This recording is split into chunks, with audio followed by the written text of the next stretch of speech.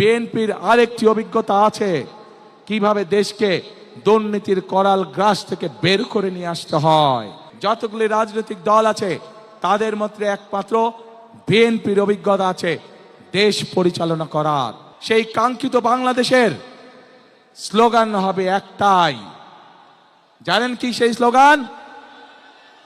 করব কাজ, কি ভাই, করব কাজ, গর্ব দেশ, সবার আগে বাংলাদেশ। করব কাজ, সবার আগে ইনশাআল্লাহ। প্রিয় ভাই বোনেরা, আসুন আজ এই জনসভায় আমরা প্রতিজ্ঞাবদ্ধ হই যে আপনাদের সামনে অভিজ্ঞতা রয়ে গিয়েছে এবং বর্তমান মুহূর্তে যতগুলি রাজনৈতিক দল আছে তাদের মধ্যে একমাত্র বিএনপির অভিজ্ঞতা আছে দেশ পরিচালনা করার। এবং যেহেতু বিএনপির অভিজ্ঞতা আছে দেশ পরিচালনা করার, একমাত্র বিএনপির পক্ষেই সম্ভব এই বাংলাদেশকে সঠিক পথে পরিচালিত করা।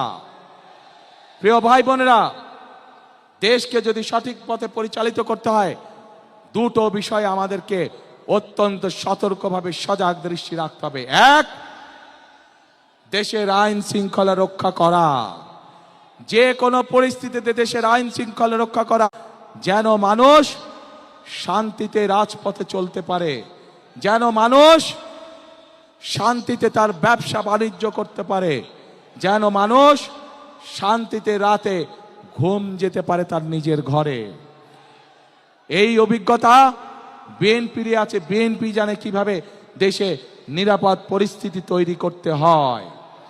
প্রিয় ভাই বোনেরা, একই সাথে বিএনপির আরেকটি অভিজ্ঞতা আছে কিভাবে দেশকে দুর্নীতির করাল গ্রাস থেকে বের করে নিয়ে আসতে হয়।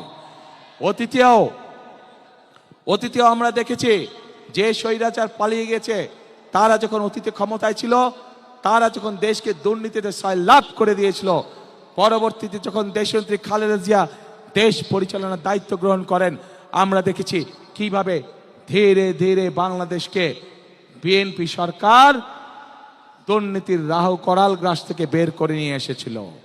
প্রিয় ভাই বোনেরা, সেজন্যই এই মুহূর্তে দেশকে পুনর্গঠনের জন্য যদি কোনো দল থেকে থাকে সেটি হচ্ছে একটি দল, বাংলাদেশ জাতীয়তাবাদী দল।